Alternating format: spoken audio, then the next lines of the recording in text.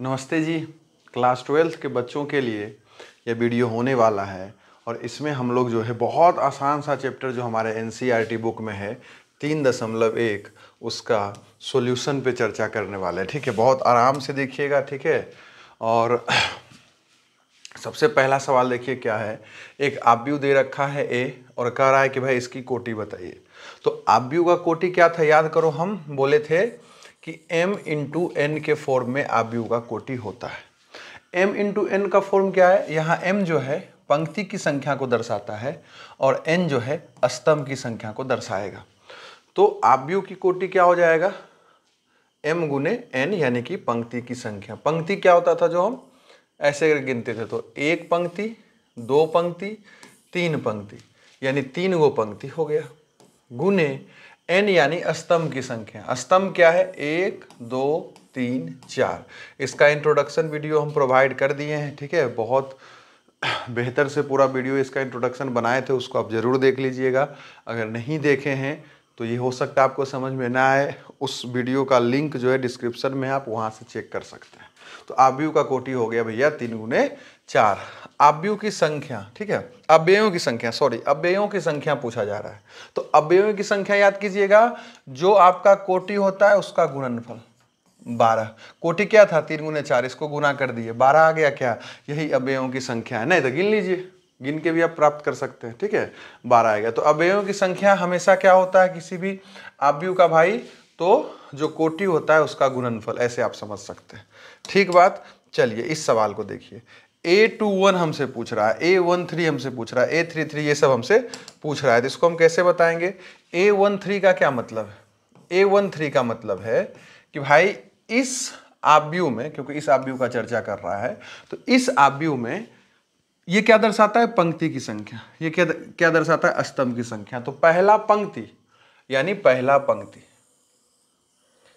और तीसरा स्तंभ यानी कि पहला, दूसरा, तीसरा स्तंभ। तो पहला पंक्ति और तीसरा स्तंभ में क्या है, 19 है, यानी A13 का मतलब 19 हो जाएगा। यही हमसे ये बेसिक सा सवाल पूछ रहा था। अब A21 हमसे पूछ रहा है, क्या पूछ रहा है, A21 का क्या मतलब हो जाएगा, A21 का क्या मतलब हो जाएगा, A21 का मतलब हो जाएगा दूसरा पंक्ति पहला स्तंभ, दूसरा पंक्ति और पहला स्तंभ, यानी 35। आ रहा है बात समझ में क्या। अब A33 मतलब क्या, A33 मतलब क्या, तीसरा पंक्ति तीसरा स्तंभ, तीसरा पंक्ति तीसरा स्तंभ। तो देखो, ये पहला पंक्ति हो गया, ये दूसरा पंक्ति हो गया, ये हमारा तीसरा पंक्ति हो गया, और स्तंभ पहला, दूसरा, तीसरा, यानी -5 का बात कर रहा है। सिंपल। ठीक है। अब A24 का क्या मतलब हो जाएगा, A24 का क्या मतलब हो जाएगा, दूसरा पंक्ति चौथा स्तंभ। तो दूसरा पंक्ति ये हो गया, चौथा स्तंभ ये हो जाएगा, यानी 12 का बात कर रहा है, अगर आप ध्यान से समझ पा रहे हैं तो। ठीक है, ये हम आपको इंट्रोडक्शन में बता चुके हैं बहुत बेहतर तरीका से। ठीक है, तो अब देखिए A23 का क्या मतलब है, दूसरा पंक्ति तीसरा स्तंभ। तो दूसरा पंक्ति ये है मेरे भाई और तीसरा स्तंभ ये है। तो दूसरा पंक्ति और तीसरा स्तंभ में कौन हो जाएगा, 5/2। ये देखिए किस पंक्ति में स्थित है, दूसरा में, किस स्तंभ में स्थित है, तीसरा में। तो A23 का मतलब हो जाएगा 5/2। ठीक है, इस तरह से जो है पहला सवाल हमारा बन गया। चलिए आगे बढ़ते हैं और देखते हैं। अब कुछ दिखे तो देखें। हाँ, अब देखिए हम देखते हैं कि दूसरा सवाल कह रहा है कि कोई आव्यूह है, इसमें 24 अव्यय है, तो इसकी संभव कोटियां क्या हो सकती है। भाई अव्ययों की संख्या दे रखा है, कोई भी मैट्रिक्स में, कोई भी अव्यय में, ये आव्यूह में, अगर हमको पता है कि m गुने n, यानी कि जो कोटि का गुणनफल होता है वही अव्ययों की संख्या होता है। तो अगर 24 अव्यय है तो हर हाल में ये क्या होगा, उसका जो भी कोटि होगा m गुने n, क्योंकि संभव कोटि पूछ रहा है तो कोटि कुछ भी हो सकता है, तो m गुने n के ही ना बराबर होगा। भाई फिक्स हो गया कि उस मैट्रिक्स में, उस आव्यूह में 24 अव्यय ही होने वाला है। तो हर हाल में क्या होगा, कोटि के गुणनफल के बराबर ये 24 हो जाएगा। यानी कि m और n की जगह हम खुद से, क्योंकि संभव कोटि पूछ रहा है, तो अपने मन से हम वो संख्या रख सकते हैं जिसका गुणनफल 24 आने वाला है, वही संभव कोटि हो जाएगा। अगर आप नहीं समझ पा रहे हैं तो इसको हम डायरेक्ट समझा देते हैं कि जब भी कोई अव्ययों की संख्या दे दे आव्यूह के से रिलेटेड, बोले कि एक आव्यूह जिसमें इतना अव्यय है संभव कोटि बताइए, तो बस आप ये देख लीजिए कि कितना कितना को गुना कर रहे हैं तो 24 आता है। जैसे देखो 1 गुने 24, 24 गुने 1, याद रखिए ये दोनों अलग मैट्रिक्स हो जाएगा। ये स्तंभ है, ये पंक्ति है, सॉरी ये पंक्ति है, ये स्तंभ है। ठीक उसी प्रकार यहाँ ये हो गया पंक्ति और ये हो गया स्तंभ, तो ये दोनों अलग अलग मैट्रिक्स है, तो ये संभव कोटि में आ जाएगा। और देखिए 2 गुने 12, 12 गुने 2, देखिए कौन कौन गुना होकर 24 आ रहा है, ये सब उसका संभव कोटि हो जाएगा। अब देखिए 8 गुने 3, 3 गुने 8, 6 गुने 4, 4 गुने 6। और आप देखिए क्या और कुछ 24 आ रहा है गुना होके, अगर नहीं आ रहा है तो यही इसका क्या हो जाएगा, संभव कोटि हो जाएगा, किसका, 24 का। ठीक है, अब आगे बढ़ जाइए 13, इसी में पूछ रहा है 13 का बताइए भाई। अगर अव्ययों की संख्या 13 है तो कोटियां क्या हो सकता है, संभव कोटि। तो फिर वही बात हो गया कि भाई जो भी कोटि होगा उसका गुणनफल अब यहाँ 13 आने वाला है, क्योंकि अव्यय 13 हो गया। तो देख लीजिए गुना करके 13 कौन कौन आता है, तो 1 गुने 13 और 13 गुने 1, यही इसका क्या हो गया, संभव कोटि हो गया। अगर आपके पास 13 अव्यय होगा और आपको आव्यूह बनाने के लिए, मैट्रिक्स बनाने के लिए दे देगा, तो उसका इतना ही जो है संभव कोटि हो सकता है। ठीक है, इस तरह से थोड़ा आगे बढ़ जाइए और इस सवाल को देखिए, एकदम सेम सवाल है। 18 के बारे में पूछ रहा है, मतलब क्या, m गुने n बराबर 18 हो जाएगा, सिंपल। यानी हम क्या करेंगे, वो संख्या लिख देंगे जो गुना होकर 18 आता है। तो 1 गुने 18, 18 गुने 1, 9 गुने 2, 2 गुने 9, है कि नहीं, 6 गुने 3, 3 गुने 6, और क्या बच गया, और तो लगता है कुछ नहीं होगा, तो यही हो गया हमारा संभव कोटि। ठीक है, तो 18 गुना हो गए कब कब आता है, इस सिचुएशन में आता है। अगर कोई छूट रहा है तो कोई बात नहीं, आप पता लगा लीजिए, मेरा काम है समझाना। ठीक है, अब देखो 5 के बारे में जानते हैं। अगर अव्ययों की संख्या 5 तो क्या हो जाएगा संभव कोटि, 1 गुने 5 और 5 गुने 1। बस ये देख लीजिए कि गुना होकर ये कब कब आता है, किस दो संख्या को गुना करेंगे तो 5 आएगा। तो 1 गुने 1 5 वो संख्या है, तो 1 गुने 5 भी एक मैट्रिक्स बन सकता है और 5 गुने 1 भी मैट्रिक्स बन सकता है। ये दोनों अलग अलग मैट्रिक्स का कोटि है कि नहीं, ऑर्डर मैटर करता है कोटि में। आगे बढ़ जाइए, यहाँ देखिए बहुत बढ़िया सवाल है, करा है 2 गुने 2 आव्यूह का एक मैट्रिक्स है A, उसकी रचना हमें करना है अगर उसका अव्ययों को इस तरह से परिभाषित कर रखा है। देखिए बात को, जब भी बोला 2 गुने 2 का कोटि बनाइए, तो ये जो मेरा A मैट्रिक्स होगा वो कैसा दिखेगा, 2 गुने 2 अगर कोटि फिक्स हो गया है तो वो मैट्रिक्स कैसा दिखने वाला है, कुछ ऐसा दिखने वाला है, कुछ मैट्रिक्स ऐसा दिखेगा। 2 गुने 2 कोटि का है तो वो मैट्रिक्स कुछ ऐसा दिखेगा, यानी ऐसा मैट्रिक्स हमें दिखना चाहिए, ऐसा मैट्रिक्स का वो बात हमसे कर रहा है। तो ये मैट्रिक्स बनाने के लिए क्या चाहिए, 2 गुने 2 मैट्रिक्स बनाने के लिए हमें 4 अव्यय चाहिए। चारों अव्यय का पता क्या है, 1 1 1 2 2 1 2 2। भाई इसका यही ना एड्रेस हो जाएगा, यही ना पता हो जाएगा। इस ये अव्यय, कोई अव्यय अगर मैट्रिक्स 2 गुने 2 का है और कोई अव्यय अगर यहाँ स्थित है तो उसको क्या 1 1 ही ना बोलेंगे कि भैया वो पहला पंक्ति और पहला स्तंभ में स्थित है, हाँ कि ना। क्या इसके बारे में बोलिएगा कि भैया ये पहला पंक्ति और दूसरा स्तंभ में स्थित है, तो ये बात यहाँ पे हो जाएगा। ठीक है, अब जो है थोड़ा आगे बढ़ा जाए। ठीक है, तो हमें क्या चाहिए, A11 चाहिए। तो A11 का क्या मतलब हो गया, A11 का क्या मतलब हो गया मेरे भाई, यहां से अगर तुलना कीजिएगा तो I का वैल्यू 1 हो जाएगा और J का वैल्यू 1 हो जाएगा। ठीक है, तो A11 मिल जाएगा। ठीक है, तो यहाँ क्या होगा, I लिखा हुआ है, तो I11 का क्या मतलब हो गया, I का वैल्यू 1, तो यहाँ 1 लिख दीजिए, प्लस J, यहाँ भी 1 लिखिए, का होल स्क्वायर और बाई 2 हो जाएगा। ध्यान से समझ लीजिए आप हम क्या कहना चाह रहे हैं। AIJ दिया था, इसका वैल्यू बदलते जाएगा इसके अकॉर्डिंग। तो ये कितना हो जाएगा, सोल्व करके देखिए, 2 का स्क्वायर 4/2 अर्थात 2 आ गया।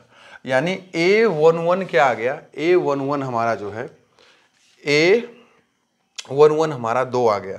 तो हम क्या करेंगे, यहाँ पे अब जो है,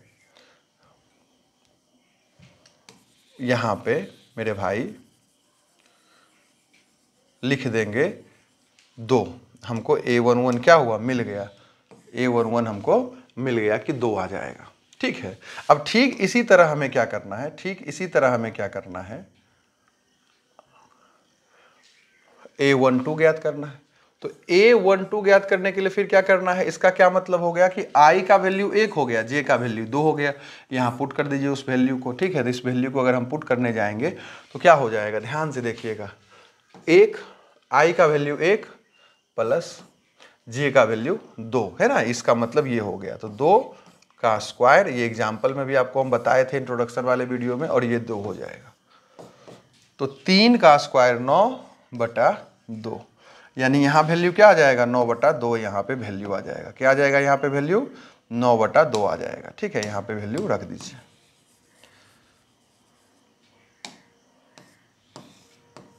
अबे भाई आजा, यहाँ लिख दीजिए 9/2, ठीक है।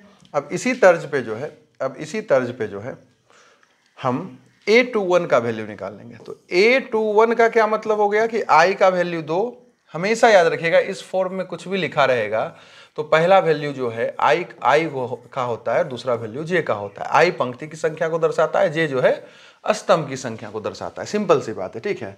तो 21 का मतलब क्या हो गया, 2, ध्यान से देखिए, 2 इसका वैल्यू हो गया और 1 इसका वैल्यू हो गया, यानी प्लस 1 का स्क्वायर बटा 2, अर्थात 3 का स्क्वायर 9/2, अर्थात इसका भी वैल्यू क्या आ गया, इसका भी वैल्यू मेरे भाई, इसका भी वैल्यू मेरे भाई आ गया 9/2, ठीक है। तो आ गया इसका वैल्यू 9/2, तो कोई दिक्कत नहीं, आने दीजिए। इसका भी वैल्यू 9/2 आ गया। अब हमको क्या चाहिए, A22 चाहिए। अब हमको क्या चाहिए, A22 चाहिए, ठीक है। तो A22 निकाल लेते हैं भाई अलग से, ठीक है। तो बहुत आसान ये पूरा एक्सरसाइज है, ठीक है भाई।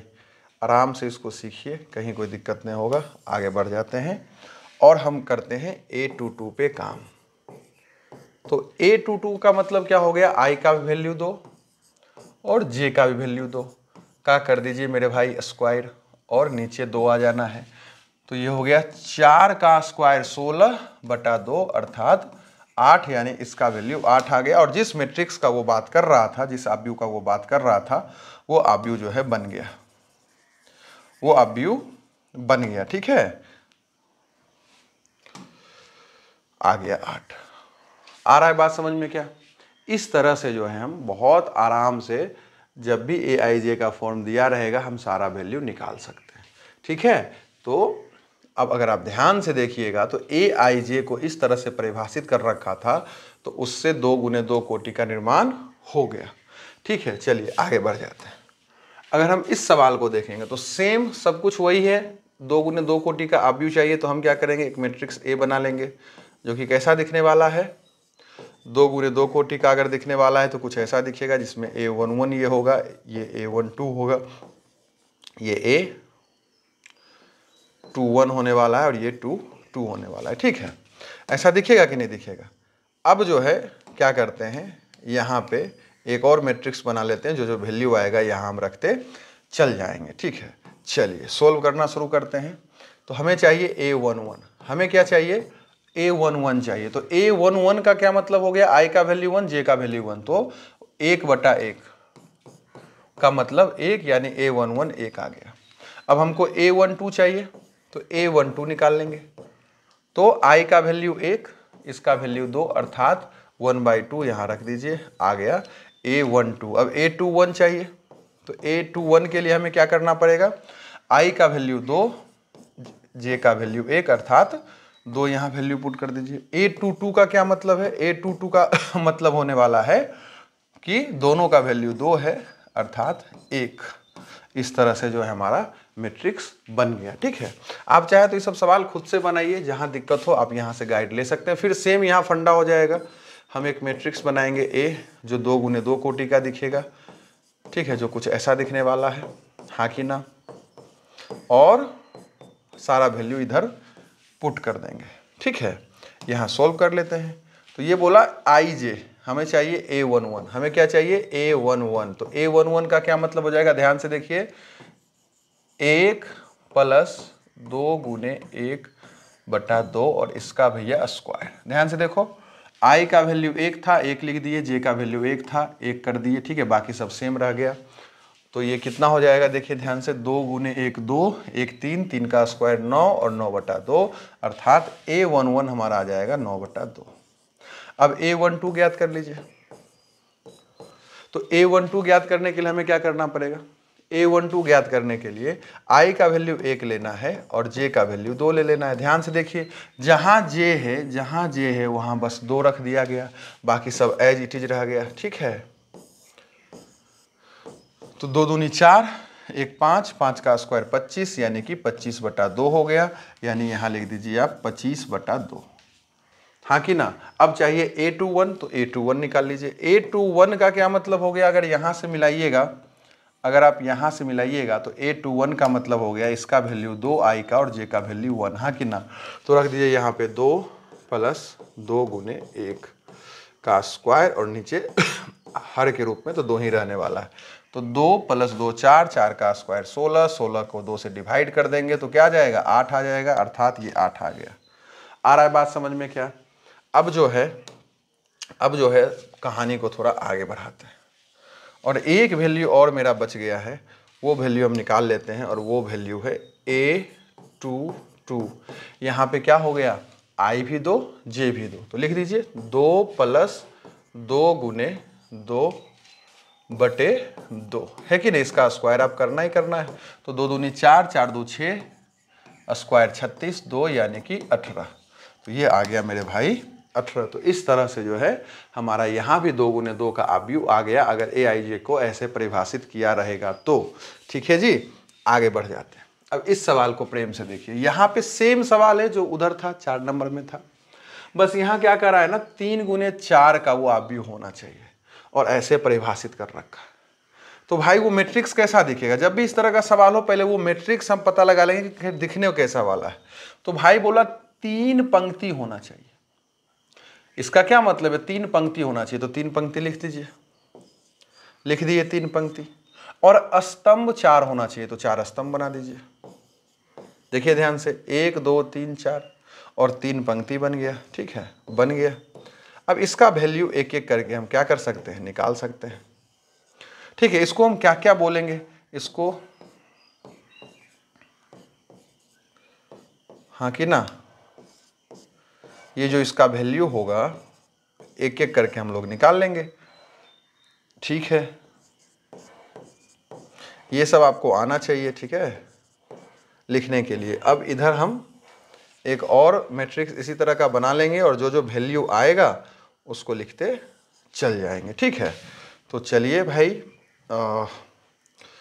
अबे रुक जा, अब जो है सोल्व करना शुरू कर देते हैं एक एक करके। ठीक है, तो अगर हम सोल्व करने जाएंगे तो A11 अगर हमें निकालना है, तो A11 का मतलब हो गया I का वैल्यू 1, J का वैल्यू 1, यहाँ रख दीजिए। तो 1/2 एज इट इज, ये मोड है, एज इट इज रख दीजिए।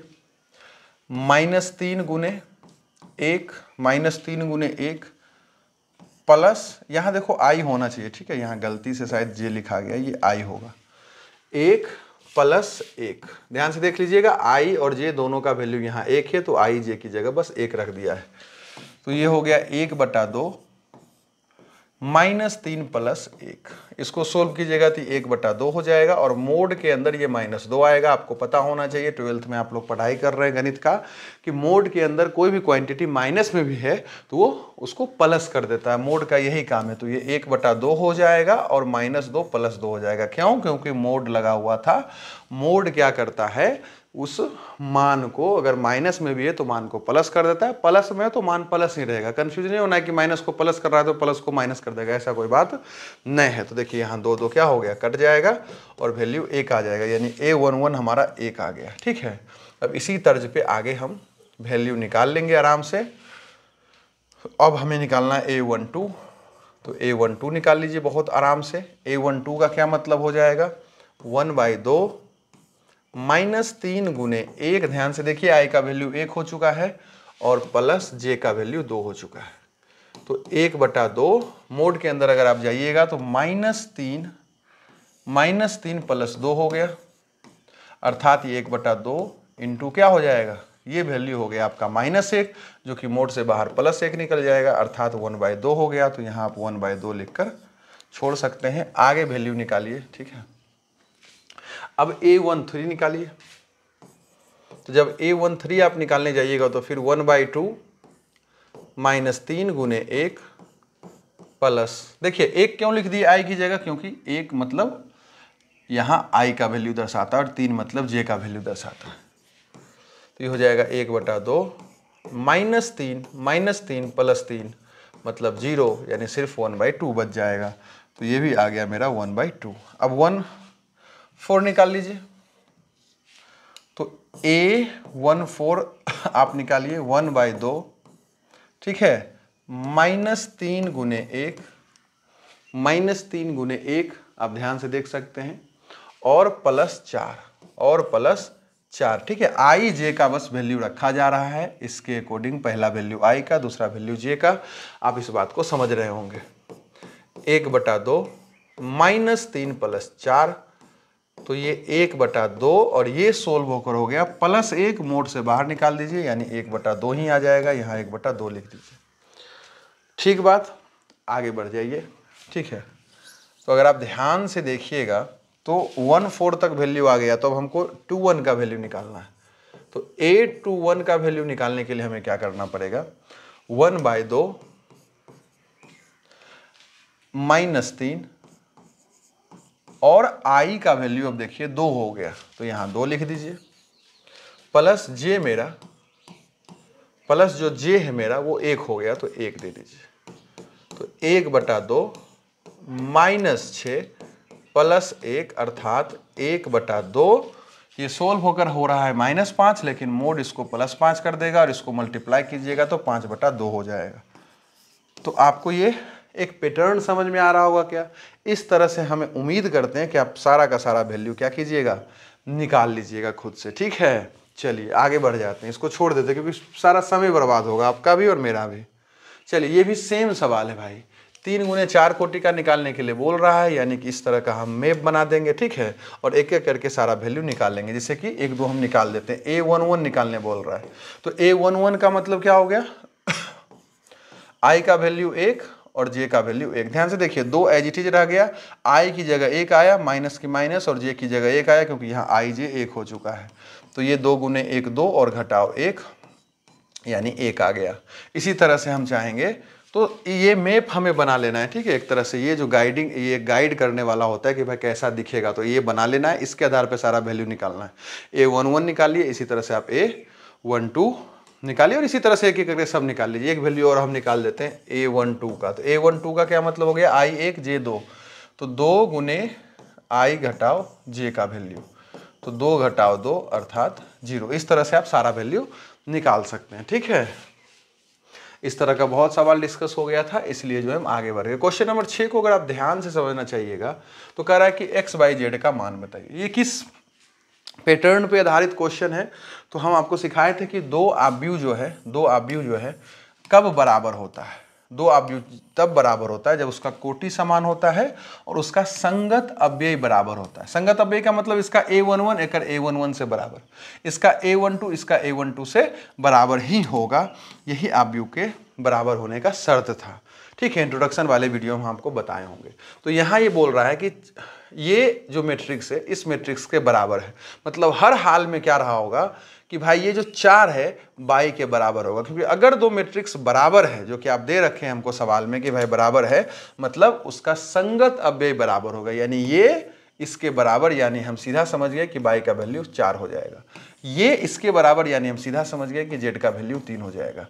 ये इसके बराबर मतलब हम सीधा समझ गए एक्स का वैल्यू 1 हो जाएगा। एक्स बाई जेड का वैल्यू पूछ रहा था, तीनों वैल्यू निकल गया, और ये तो इसके बराबर है ही है। चलिए इस सवाल को देखते हैं, ठीक है। ये क्वेश्चन जो है गलत टाइप हो गया था, इसलिए इसको पहला बार पूरा बनाए, ठीक है। पूरा समय भी बर्बाद हुआ, लेकिन फिर बाद में इसको देखे तो क्वेश्चन गलत था, ठीक है। तो चलिए वो तो एडिट हो गया है वीडियो में, ठीक है। आप तो सीधा इसको देख रहे होंगे। तो यहाँ पे क्या हो जाएगा, x प्लस बाई जो है, x प्लस बाई सीधा बराबर हो जाएगा 6 के, हाँ कि ना, क्योंकि ये A11 इसके बराबर हो गया। ये तो दो बराबर हैं ही। अब 5 प्लस जेड भी जो है किसके बराबर हो जाएगा भैया, तो 5 के बराबर हो जाएगा। और ये जो एक्स वाई है, ये जो एक्स वाई है, ये बराबर हो जाएगा 8 के, हाँ कि ना। अब हमें क्या करना है, इसको सॉल्व कर देना। देखिए जेड का वैल्यू तो बहुत आसानी से आ जाएगा, जेड का वैल्यू तो बहुत आसानी से आ जाएगा। जेड बराबर बोल दीजिएगा 5 घटाओ 5, है ना, ये प्लस में है, ये प्लस में उधर जाके माइनस हो गया तो 0 आ गया वैल्यू। लेकिन अगर इसको और इसको सॉल्व करना चाहते हैं तो अगर आप ध्यान से देखिएगा, ठीक है, तो आप इसका यूज कर सकते हैं। अगर इसको यूज कीजिएगा तो हम यहाँ से क्या लिख सकते हैं, x बराबर 6 घटाओ बाई, बाई देखिए प्लस में है, उधर चला गया माइनस हो गया, तो x का वैल्यू आ गया 6 घटाओ बाई, उसको यहाँ रख लीजिए। तो यहाँ क्या लिखल है, x गुने बाई लिखल है, तो x की जगह अब हम क्या लिख सकते हैं, 6 घटाओ बाई, क्योंकि उसका वैल्यू आ गया तो 6 घटाओ बाई लिख दीजिए और यहाँ बाई लिखिए, ठीक है। ये x का वैल्यू और ये बाई बराबर 8, इसको गुना कर दीजिए तो 6 का बाई से गुना हो जाएगा 6 बाई, और बाई का बाई से गुना हो जाएगा बाई का स्क्वायर बराबर 8 की 8, ठीक है। अगर आपको थोड़ा सा भी ध्यान होगा तो आपको पता होगा कि बाई स्क्वायर वाला पद हमेशा हम प्लस में रखते हैं, इसलिए इसको क्या करेंगे, उस साइड भेज देंगे। तो ये माइनस में तो उधर जाकर प्लस, ये प्लस में तो उधर जाके माइनस, और ये तो उस साइड ही है इसलिए प्लस 8 ही हो जाएगा। ध्यान समझिए, इस साइड उस साइड का क्या मतलब होता है कि भाई समीकरण के किस पक्ष में है, तो ये उधर ही था, ये दोनों को उधर भेज दिया गया, ठीक है। तो इधर कुछ नहीं बचा तो 0 हो गया, ठीक है। अब इसका आप क्या कीजिए, गुणनखंड कर दीजिए, गुणनखंड कर दीजिएगा, बाई का वैल्यू आ जाएगा। तो गुणनखंड करने के लिए हमें क्या करना होता है, याद कीजिए 10th में आप पढ़े ही होंगे, ठीक है, 10th स्तर से ही इसको पढ़ना होता है। तो इसको सेट करना होता है। तो अगर ध्यान से देखिएगा तो 4 2 पे सेट हो जाएगा, तो लिखिएगा बाई स्क्वायर घटाओ 4 बाई घटाओ 2 बाई प्लस 8 बराबर 0। इससे कॉमन ले लीजिए, बाई कॉमन ले लीजिएगा तो यहाँ बचेगा बाई घटाओ 4, और इससे कॉमन लीजिएगा -2, तो इसमें बच जाएगा बाई घटाओ 4। तो अगर आपको समझ में आ रहा है तो ये हो जाएगा बाई घटाओ 4 और बाई घटाओ 2, ठीक है। ये आपको भाई आना चाहिए। तो यहाँ से बाई का 2 वैल्यू आ जाएगा, एक बाई का वैल्यू आएगा +4 और एक बाई का वैल्यू आएगा +2, ठीक है। ध्यान से देख लीजिए, ये गुणनखंड हुआ बेसिक सा, जो कि आप 9 10 से पढ़ते आ रहे होंगे। तो बाई का 2 वैल्यू आ गया, ठीक है, बाई का 2 वैल्यू आ गया, तो x का भी 2 वैल्यू आएगा, क्योंकि x बराबर क्या है, 6 घटाओ बाई। तो अगर बाई 4 है तो x 2 हो जाएगा, हाँ कि ना। और अगर मेरा बाई 2 है तो x क्या हो जाएगा, 6 घटाओ 2 अर्थात 4, ठीक है। तो 2 और 4 हो जाएगा x का वैल्यू, और बाई का वैल्यू 4 और 2 हो जाएगा। इस तरह से सारा वैल्यू निकल गया, ठीक है। अब आगे बढ़ जाइए प्रेम से। अब इस सवाल को देखिए, तो इसमें हम क्या समझ पा रहे हैं कि ये जो है पद a11 इसके a11 से बराबर हो जाएगा, यानी x plus by plus Z बराबर 9 मिल गया। अगर हम इस दोनों को बराबर दे रखा है और तुलना किए तो ऐसा हो गया। फिर x प्लस जेड जो है, ध्यान से देखिए 5 के बराबर हो जाएगा, हाँ कि ना। और बाई प्लस जेड जो है 7 के बराबर हो जाएगा। ये तो हो गया सिचुएशन जो यहाँ दे रखा था, उससे तुलना करके यहाँ हम निकाल लिए।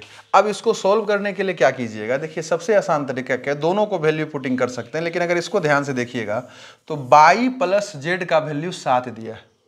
इसका क्या मतलब है कि बाई प्लस जेड बराबर 7 है। तो यहाँ बाई प्लस जेड दिख रहा है, सेम फिगर दिख रहा है क्या, तो क्या इसको हटाकर हम 7 लिख सकते हैं, क्योंकि ये इक्वल है। तो इसको हटाकर क्या लिखते हैं, x प्लस, ध्यान से देखिए बाई प्लस जेड है, बाई प्लस जेड को हटाकर हम 7 लिख सकते हैं। तो यहाँ 7 लिख दिए डायरेक्ट, ठीक है। तो x बराबर क्या हो जाएगा, 2, 7 इधर प्लस में उधर जाके माइनस। चूंकि x का वैल्यू 2 आ गया तो इसको भी बहुत आसानी से आप सोल्व कर सकते हैं। x की जगह 2 रख दीजिए, x की जगह 2 रख दीजिए, प्लस जेड बराबर 5, तो जेड का वैल्यू 3 आ गया। ये माइनस में उधर जाके प्लस हो जाएगा। इस तरह से चाहेंगे तो इस सवाल को भी आप क्लियर कर लीजिएगा, ठीक है। थोड़ा और आगे बढ़ जाइए और इस सवाल को देखिए, ये भी सेम जैसे 6 नंबर चल रहा था वैसे ही चल रहा है। चलिए इस सवाल को देखते हैं। तो इसमें भी क्या हो जाएगा, a घटाओ b जो है -1 के बराबर हो जाएगा। तो हम यहाँ लिख देंगे a घटाओ b बराबर -1। ठीक उसी तरह हम लिखेंगे 2a प्लस c बराबर 5, है कि नहीं। ये a12 वाला पद इधर के a12 से बराबर। यहाँ लिखिएगा 2a घटाओ b, 2a घटाओ b किसके बराबर, 0 के बराबर। ठीक उसी तरह 3c प्लस d को आप 13 के बराबर कर दीजिएगा। ये तुलना करके हम निकाल लिए, क्योंकि ये बोल रहा था कि भाई दोनों अवयव बराबर है। इसको सोल्व कीजिए। तो ए बी का वैल्यू आ जाएगा, ठीक है, क्योंकि हमसे ए बी सी डी का वैल्यू पूछ रहा है। ध्यान से देखिए सवाल में, तो इसको अगर हम सॉल्व करने जाएंगे तो इसको घटा देंगे, तो ये माइनस, ये प्लस और ये माइनस हो जाएगा।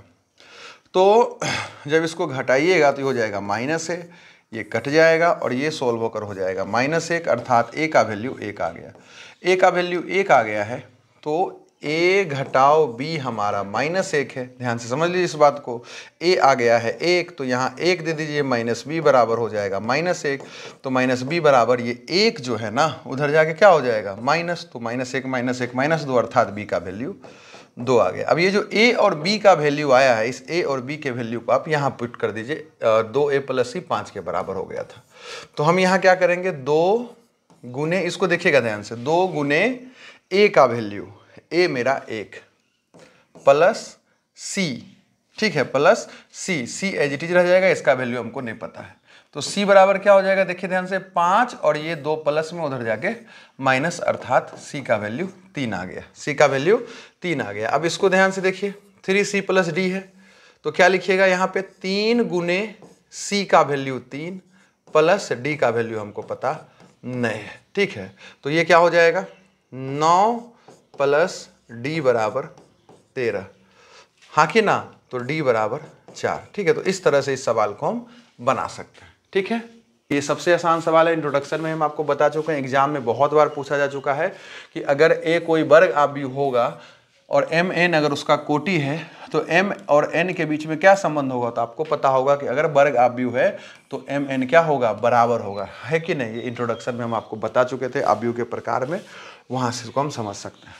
अब इस सवाल को देखिए, इस सवाल में क्या कहा जा रहा है कि भाई सेम हो गया कि अगर ये आव्यूह क्या है, समान है, ये दोनों आव्यूह क्या है, समान है, ठीक है, क्या है, दोनों अगर बराबर है तो भैया बताइए x y का क्या मान होगा। तो अगर आव्यूह बराबर है तो 3x + 7, 3x + 7 जो है 0 के बराबर हो जाएगा। ठीक उसी तरह 2 घटाओ 3x जो है 4 के बराबर हो जाएगा, 2 घटाओ 3x जो है 4 के बराबर हो जाएगा, हाँ कि ना, अरे हाँ कि ना, अबे आजा, ये हो जाएगा किसके बराबर, 4 के बराबर। तो पहले x का वैल्यू निकाल लीजिए, तो देखिए x का वैल्यू जो है क्या हो जाएगा, 3x बराबर -7, ये प्लस में उधर जाके माइनस, तो x का वैल्यू है -7/3 और यहाँ से अगर x को देखिएगा तो -3x बराबर 4 घटाओ 2 हो जाएगा और x का वैल्यू आ जाएगा 2/3 और ये माइनस आ जाएगा। देखिए तो हम x का 2 वैल्यू आ गया, x का क्या हुआ, 2 वैल्यू आ गया, एक इतना आ गया और एक इतना आ गया, जो कि यहाँ पे गड़बड़ कर दिया। x का एक ही वैल्यू होना चाहिए था, क्यों, क्योंकि मेरे भाई एक वैल्यू यहाँ x का जो पुट होगा वही ना x का वैल्यू यहाँ पुट होगा, ताकि ये क्या हो जाए, हमेशा आव्यूह बराबर। देखो आव्यूह बराबर होने का क्या मतलब होता है, उसके अव्यय जो हैं आपस में बराबर हों। तो अगर x का 2 मान आ गया तो ये तो उल्टा काम कर रहा है ना, x का एक ही मान होना चाहिए था, क्योंकि आव्यूह क्या होगा, बराबर होना चाहिए, आव्यूह क्या होना चाहिए, बराबर होना चाहिए, ठीक है। देखो x का 2 मान आ जाता और दोनों मान क्या करता, इस दोनों को संतुष्ट करता, तो एक बार आप इसको बोल भी सकते थे। देखिए जैसे अब यहाँ पे 3x + 7 है, क्या है, 3x + 7 है और ये किसके बराबर आना चाहिए, 0 के बराबर आना चाहिए। तो x का ऐसा वैल्यू जो x के रखें और 0 आ जाए, तभी ना x को वो संतुष्ट कर रहा होगा। तो भाई x का वैल्यू -2/3 है, क्या यहाँ -2/3 रखेंगे तो वैल्यू 0 आएगा, नहीं आएगा। और अगर यहाँ पे x का वैल्यू -7/3 रखेंगे तो वो 8 आएगा, नहीं आएगा। तो ये कैसा वैल्यू है x का, कि यहाँ कुछ और है, यहाँ कुछ और है। अगर एक सिचुएशन है, एक कहानी है, तो वहाँ x का वैल्यू क्या होगा, सेम होगा, अलग अलग थोड़े हो सकता है कि यहाँ x का कुछ और वैल्यू आ जाएगा, यहाँ x का और कुछ और वैल्यू आ जाएगा। 2 वैल्यू अगर आता, कभी कभी 2 वैल्यू आता है और दोनों संतुष्ट करे सिचुएशन को, कि भाई यहाँ x का वैल्यू रखे 8 आ जाता, यहाँ x का वैल्यू रखे 0 आ जाता, तो काम हो जाता।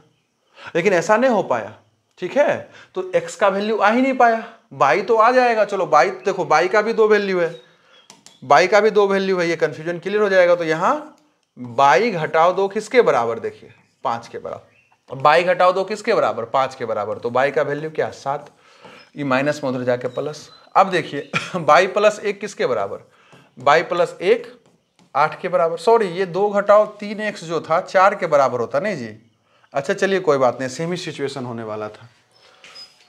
तो बाई प्लस एक जो है, बाई प्लस एक जो है 8 के बराबर, बाई प्लस एक 8 के बराबर, तो यहां से बाई का वैल्यू क्या आ गया, 7 आ गया। बाई का वैल्यू क्या आ गया, 7 आ गया। तो देखिए यहां से भी बाई का वैल्यू वही आया, यहां भी बाई का वैल्यू वही आया। तो ये बाई का वैल्यू सही आया, बाई का वैल्यू क्या आया, सही आया। लेकिन एक्स का वैल्यू क्या है, ओलझोल आ गया। एक्स का वैल्यू क्या है, ओलझोल आ गया। इसलिए हम क्या बोलेंगे कि भाई मान ज्ञात करना संभव नहीं, क्योंकि हमसे वो दोनों का मान पूछ रहा था। ठीक है, ये बराबर नहीं है। ऐसा भी बोल सकते हैं कि ये युग्म बराबर नहीं हो सकता है, क्योंकि x ही ओलझोल है इसमें। ठीक है, इसलिए हम बोल सकते हैं कि भाई ज्ञात करना संभव नहीं है। चलिए इस सवाल को देखिए। ये सवाल देखिए एग्जाम में बहुत बार आया है। 3 गुणे 3 कोटि का चर्चा कर रहा है। बच्चा क्या करता है, सीधा रट जाता है कि भाई 512 इसका आंसर होगा। लेकिन पहले समझने का प्रयास कीजिए कि इसका आंसर 512 क्यों हो रहा है। देखिए हमसे क्या पूछ रहा है, 3 गुणे 3 कोटि का अवयवों की कुल कितनी संख्या होगी, यानी कि हम कितना मैट्रिक्स बना सकते हैं 3 गुणे 3 कोटि का, 3 गुणे 3 कोटि का, और हमें उसके अवयवों के रूप में 0 और 1 यूज करना। देखिए 3 गुणे 3 कोटि का अगर मैट्रिक्स बनेगा तो कुछ ऐसा दिखेगा, कुछ ऐसा दिखेगा। हाँ कि ना, इसमें टोटल 9 अवयव होगा। 9 अवयव में हम 0 या 1 का इस्तेमाल कर सकते हैं। आप सिचुएशन को समझिए, हम जो समझाना चाह रहे हैं वो कह रहा है कि 3 गुणे 3 कोटि का हम कितना मैट्रिक्स बनाएंगे 0 और 1 का इस्तेमाल करके। तो परमुटेशन कॉम्बिनेशन 11th में पढ़े, उससे जुड़ा हुआ ये टॉपिक है। लेकिन आप एक फील कीजिए, पहले इसको हम समझा देते हैं। देखो 0 या 1 का इस्तेमाल हम कर सकते हैं, इसके अलावा कुछ चीज का इस्तेमाल नहीं करना है मैट्रिक्स बनाने के लिए। और 3 गुणे 3 कोटि का मैट्रिक्स बनेगा, ये तय है। तो इतना अव्यय आएगा उसके अंदर, ये भी तय है। अब ध्यान से को बात समझिए, ध्यान से को बात समझिए। यहां अगर हम 0 रख दिए, क्योंकि 0 का इस्तेमाल कर सकते हैं, हम हर जगह 0 रख देते हैं, हम हर जगह 0 रख देते हैं। ठीक है, तो ये एक मैट्रिक्स बन गया, एक मैट्रिक्स बन गया। सब जगह 0 का इस्तेमाल कर सकते हैं। एक मैट्रिक्स और बनाते हैं, एक मैट्रिक्स और बनाते हैं। इसमें हम क्या करते हैं, बस यहां जो है 0 वहां 1 रख देते हैं। क्यों, क्योंकि हम 1 रख सकते हैं, हम 1 रख सकते हैं। 0 या 1 रखा जा सकता है, और बाकी सबको 0 ही रहने देते हैं, बाकी सबको अभी 0 रहने देते हैं। तो ये देखिए दूसरा मैट्रिक्स बना कि नहीं बना, क्या ये दोनों मैट्रिक्स सेम है, नहीं सेम है। क्यों, क्योंकि इसका A11 और इसका A11 बराबर नहीं है। तो ये देखिए दूसरा मैट्रिक्स बन गया 0 या 1 का इस्तेमाल करके। तो इस तरह से गिन के बताना कितना मैट्रिक्स बनेगा। ध्यान से समझिए, एक स्थान A11 पे हम 2 वैल्यू पुट किए, एक बार 0 एक बार 1, क्योंकि यही 2 वैल्यू पुट ही करना था। तो एक बार इस स्थान पे हम 2 वैल्यू अलग अलग पुट किए, तो हमको अलग अलग मैट्रिक्स मिल गया। तो अगर सेम यही चीज हम दूसरा स्थान के लिए करेंगे, इसको 0 छोड़ देते हैं, इसको 0 छोड़ देते हैं और इस पे आते हैं, हम इस पे आते हैं। तो इसको अगर हम 0, इसको क्या करेंगे, सॉरी, इसको हम क्या करते हैं 1 ले लेते हैं, क्योंकि 0 तो ले रखे हैं। ठीक है, तो इसको हम क्या करते हैं 1 ले लेते हैं, और बाकी सबको फिर 0 रख देते हैं, बाकी सबको हम 0 रख देते हैं। तो हम क्या पा रहे हैं कि ये हमको एक तीसरा मैट्रिक्स मिल गया। ठीक है, हमको क्या मिल गया, ये तीसरा मैट्रिक्स मिल गया। तो इस तरह से कितना मैट्रिक्स बन सकता है, तो आप ध्यान से देखिएगा। जैसे एक स्थान पे फर्क पड़ गया, एक बार 0 रखे तो अलग मैट्रिक्स बन गया, एक बार 1 रखे तो अलग मैट्रिक्स बन गया। इसी तरह हर स्थान पे 9वां स्थान पे हम 2 वैल्यू रखेंगे 0 या 1 का, तो अलग अलग मैट्रिक्स हमको मिलते चल जाएगा। ठीक है, यानी कि 9 स्थान टोटल था, 2 3 4 5 6 7 8 9, और सब पे 2 वैल्यू रखा जा सकता था, 2 वैल्यू रखा जा सकता था। और इसको मेरे भाई परमुटेशन में क्या किया जाता था, मल्टीप्लाई कर दिया जाता था, यानी 2 पे पावर 9 हो जाएगा। यानी इतना मैट्रिक्स बनेगा, और 2 पे पावर 9 का मतलब होता है 512। ठीक है, तो 512 मैट्रिक्स थोड़े हम 0 1 रख के बनाएंगे। ठीक है, और हमसे बन भी नहीं पाएगा 512 मैट्रिक्स। ठीक है, तो ये वही तो परमुटेशन हमें काम दिया करता था। परमुटेशन कॉम्बिनेशन आप पढ़े होंगे, ठीक है, 11th में। तो हम ऑप्शन रखते हैं कि कितना स्थान था, तो 9 स्थान था, ऑप्शन कितना था, तो 2 ऑप्शन हर जगह था। ऑप्शन का मतलब 0 और 1 रखते जाते थे, हमको अलग अलग वैल्यू मिलते चला गया, अलग अलग मैट्रिक्स हमको मिलते चला जाएगा। 9 स्थान टोटल था कि नहीं था, 9वें स्थान पे आप वैल्यू रखते चल जाइएगा, आपको अलग अलग मैट्रिक्स मिलता चल जाएगा। इसलिए इसका आंसर 512 होगा। ठीक है, तो इस तरह से जो है हमारा 3.1 जो है पूर्ण रूप से समाप्त हो गया। अगला लेक्चर जो है 3.2 का इंट्रोडक्शन वीडियो बहुत जल्द आपको प्रोवाइड करवा देंगे। फिलहाल के लिए बहुत बहुत धन्यवाद।